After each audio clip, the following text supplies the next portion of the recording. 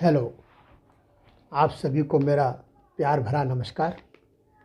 आज मैं रीतिकाल के प्रमुख कवि भूषण के शेष पदों की व्याख्या लेकर के प्रस्तुत हूँ। इससे पहले भूषण से संबंधित 2 यूट्यूब वीडियो आपको प्रस्तुत कर चुका हूँ और आज ये तीसरा वीडियो प्रस्तुत है। इस वीडियो में भूषण के जो पद आपके पाठ्यक्रम में थे, जो कि शेष रह गए थे, उनकी व्याख्या आज प्रस्तुत कर रहा हूँ। लीजिए उनका अगला पद क्या कहते हैं कविवर भूषण। अतर गुलाब चोवा चंदन सुगंध सब, सहज शरीर की सुबास बिकसाती है। पल भरी पलंग ते भूरी न धरत पाँव, तेई खान पान छोड़ी बन बिल लाती हैं। भूषण भनत शिवराज वीर तेरे त्रास, हार भार तोरी निज सुधि बिसराती हैं। ऐसी परी नरम हरम बादशाहन की, नाशपाती खाती ते बनासपाती खाती हैं। नाशपाती खाती ते बनासपाती खाती हैं। तो इस छंद का जो प्रसंग है वो इस तरह से बनता है कि यह प्रस्तुत अवतरण कवि भूषण द्वारा रचित भूषण ग्रंथावली से संकलित है। इसमें कवि ने शिवाजी के शौर्य के कारण शत्रु पक्ष की जो भयभीत दशा है उसका बड़ा सुंदर चित्रण कवि ने किया है। और कवि शत्रु पक्ष की स्त्रियों के डर का और भय का चित्रण करते हुए कवि कहते हैं कि शत्रुओं की जो स्त्रियां पहले इत्र, गुलाब, चोवा, चंदन आदि अनेक सुगंधित पदार्थों से शरीर की स्वाभाविक सुगंध को फैलाती रहती थी और जो एक क्षण के लिए भी पलंग से धरती पर पैर नहीं रखती थी, आज वे सब तरह के सुख भोग छोड़ करके शिवाजी के शौर्यपूर्ण आक्रमण के कारण भयभीत बनी रहती हैं तथा हर समय कांपती रहती हैं। हर पल उनको डर बना रहता है, पता नहीं कब शिवाजी के सैनिक आकर के उन पर आक्रमण कर दें, कब उनको घर छोड़ करके जंगलों में भागना पड़े। इसलिए हर पल भयभीत रहती हैं महिलाएं, हर पल उनको डर बना रहता है।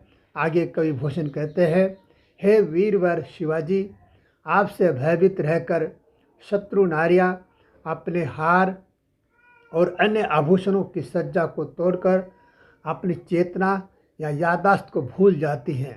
कहने का मतलब ये है कि शत्रु पक्ष की जो नारियां है वो महाराज शिवाजी के भय से, उसके डर से अवसाद की स्थिति में पहुंच गई हैं।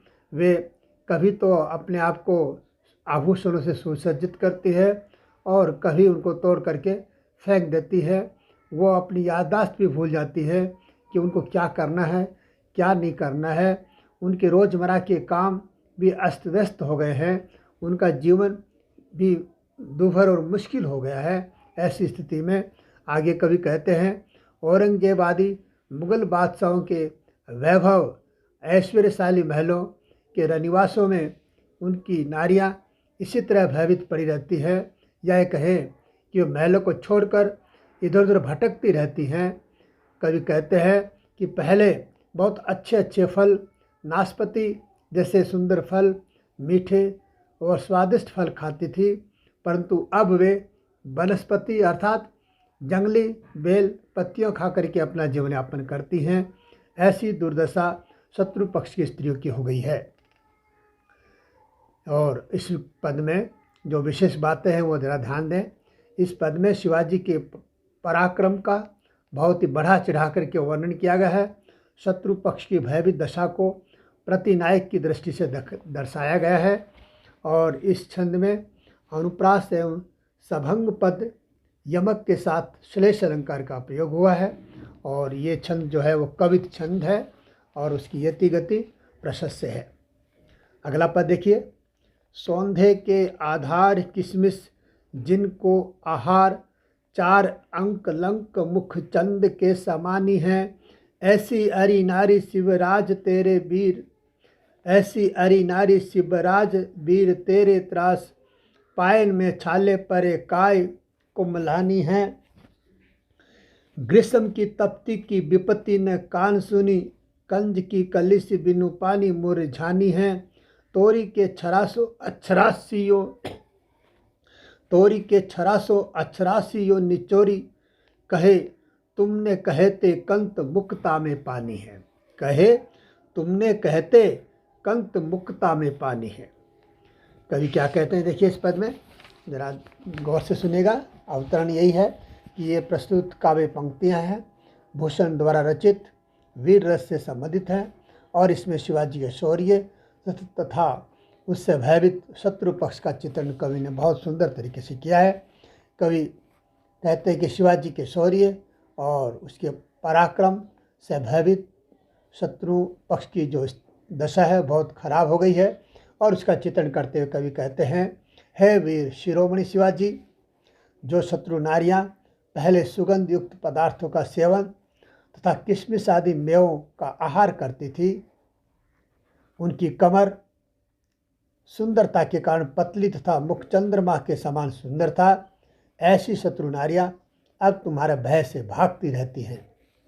इस कारण उनके पैरों में छाले पड़ गए हैं और उनके सुंदर शरीर मुरझा गए हैं।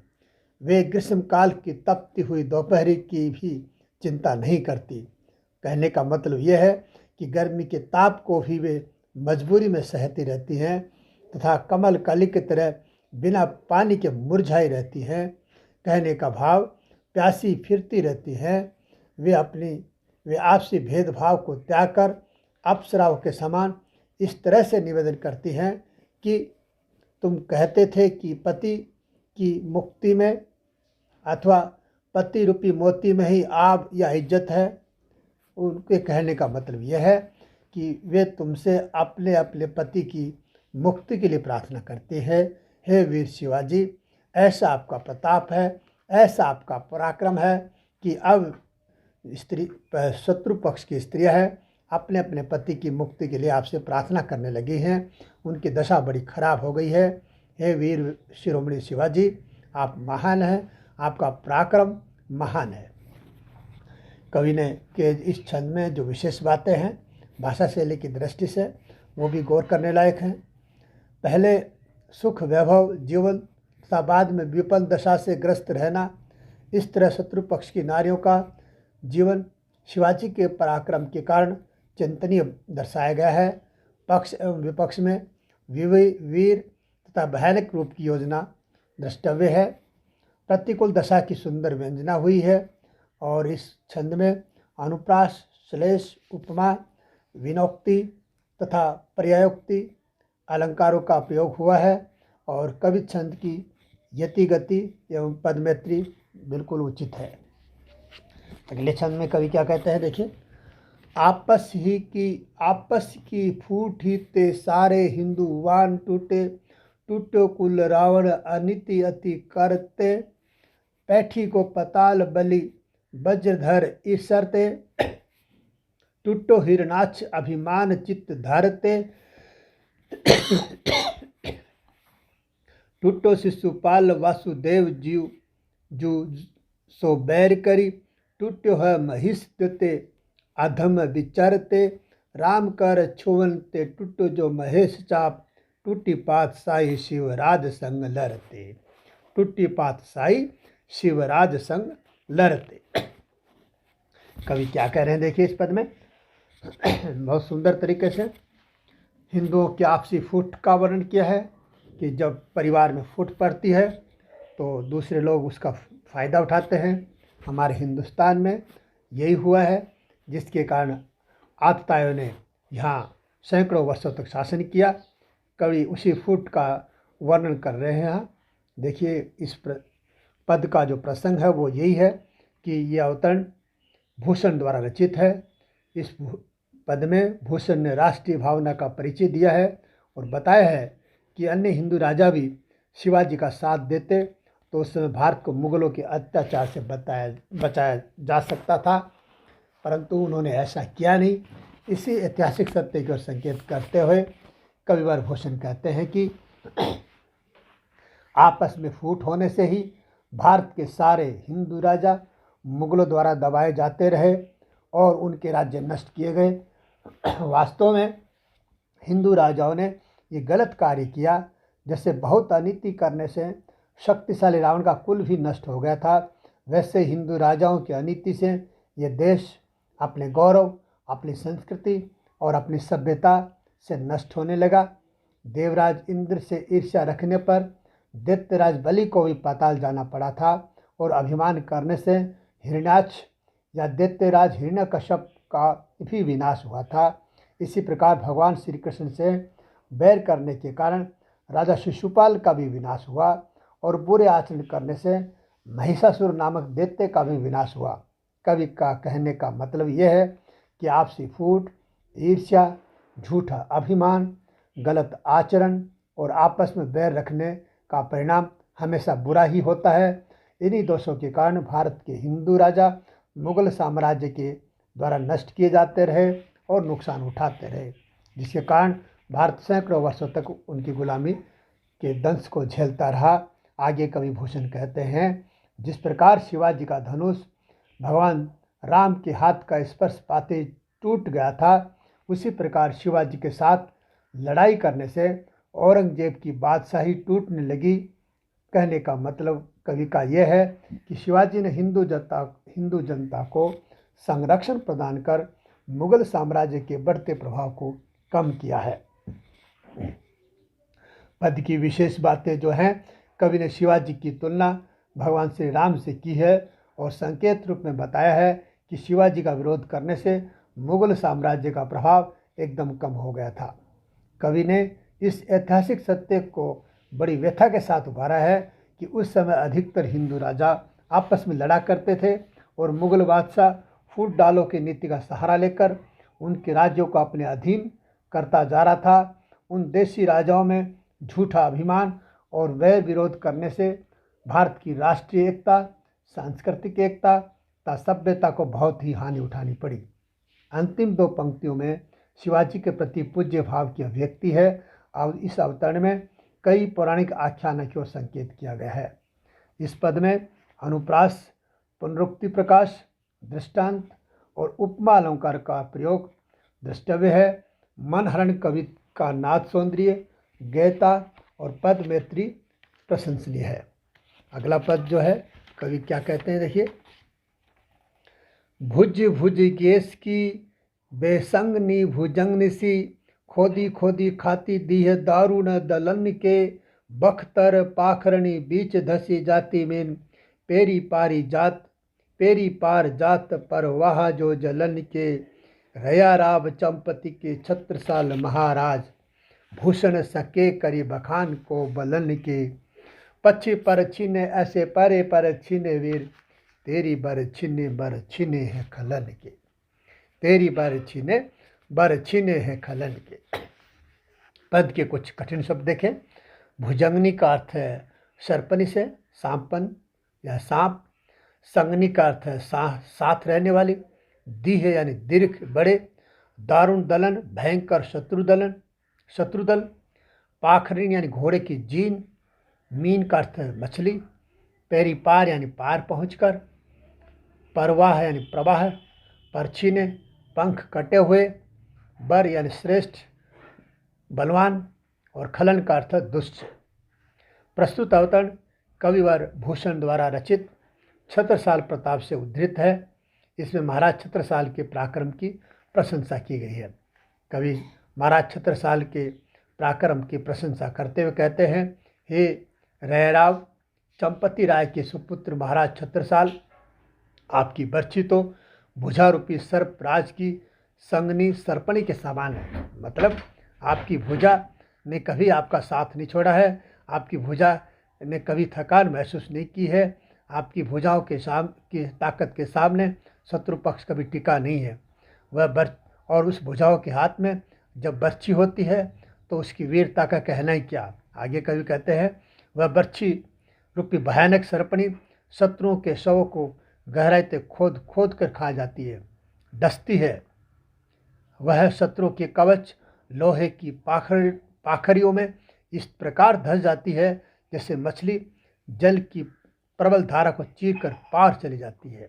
कवि के कहने का मतलब यह है कि आपकी बर्छी सर्पणी की तरह विषाक्त और मछली की गति की तरह बहुत तीव्र है और उसके प्रहार से शत्रु का एकदम विनाश हो जाता है। यहाँ कवि ने बर्छी को सर्पणी के समान बताया है। जिस प्रकार कहा जाता है कि सर्पणी सांपिन का जोड़ा होता है, नाग को अगर मार दिया जाता है तो सांपिन अपने शत्रु को ढूंढ ढूंढ करके उनसे बदला लेती है, एक एक को मार करके ही विश्राम करती है। ठीक इसी प्रकार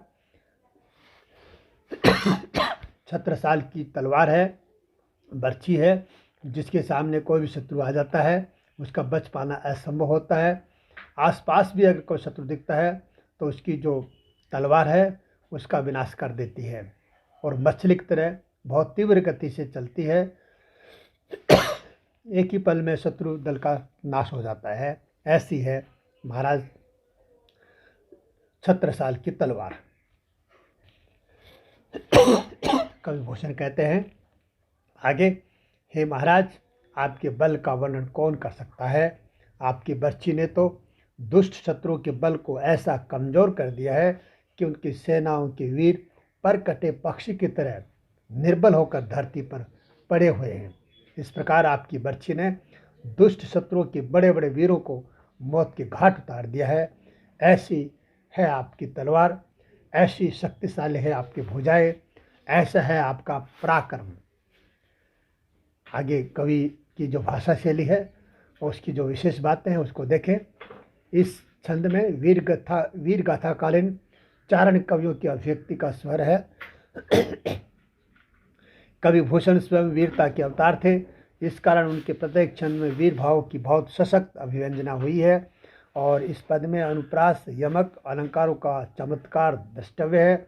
भुजा को सर्पराज और बर्छी को सर्पणी के रूप में बताकर वस्तुप्रेक्षा अलंकार का प्रयोग द्रष्टव्य है और इस पूरे पद में कवित छंद है और उसकी पद योजना और नाद सौंदर्य बिल्कुल ही उचित है।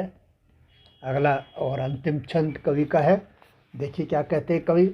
अति सौंधे भरी सुखमा सुखरी मुख ऊपर आई रही अलकै, कवि भूषण अंग नवीन विराजत मोतिन माल हिये झलकै, उन दो उनकी मनसा मनसी नित होई नई ललना ललकै, भरी भाजन भार जात मनो मुस्कानी किंधो छवि की छलकै। प्रसंग इसका ही है कि ये भूषण ग्रंथावली से संकलित ये अवतरण श्रृंगार विलास से संबंधित है। इसमें कवि भूषण ने नायिका की छवि का सुंदर वर्णन किया है। अब तक जो कवि के जो पद थे वो वीरता से परिपूर्ण थे, वीर रस की भावना से भरे हुए थे और कवि चूँकि रीतिकाल के कवि हैं तो उनके काव्य में श्रृंगार रस भी का प्रयोग भी प्रचुर मात्रा में यत्र तत्र हुआ है, पर मुख्य रूप से उनका जो रस है वो वीर रस है और इस छंद में श्रृंगार रस का चित्रण करते किया है। और कवि भूषण कहते हैं नायिका के अंग सौंदर्य का चित्रण कर रहे हैं और इसी प्रसंग में कवि कहते हैं उस नायिका के अंगों में यौवन की सुगंध युक्त सुषमा यानी सुंदरता व्याप्त है और उसके सुंदर मुख के ऊपर बालों की लटें बिखर रही हैं। उसके नव यौवन से परिपूर्ण अंगों की शोभा बहुत ही सुंदर और विशिष्ट लग रही है। उसकी छाती पर मोतियों की माला झलक रही है। उस नायिका के साथ ही नायक की अभिलाषा प्रतिदिन मन के समान एकदम तरोताज़ा बनी रहती है और उन्हें देखकर नव यौवनाएं लालायित बनी रहती हैं। उस नायिका की मधुर मादक मुस्कान ऐसे छलकती है कि मानो शरीर रूपी पात्र उसमें भर गया हो, वह मुस्कान अब बाहर छलकने लगी हो और या यह कहे कि उसकी मुस्कान के रूप में उसकी छवि ही बाहर छलक रही हो। देखिए कितना सुंदर श्रृंगार रस का चित्रण कवि ने किया है। नायिका के रूप सौंदर्य का चित्रण बहुत सुंदर बन पड़ा है और इसकी जो भाषा शैली है उस संबंध में अपन कह सकते हैं कि श्रृंगार चित्रण के रूप में नवयौवना नायिका के अंग सौंदर्य का बहुत ही मधुर चित्रण कवि ने किया है।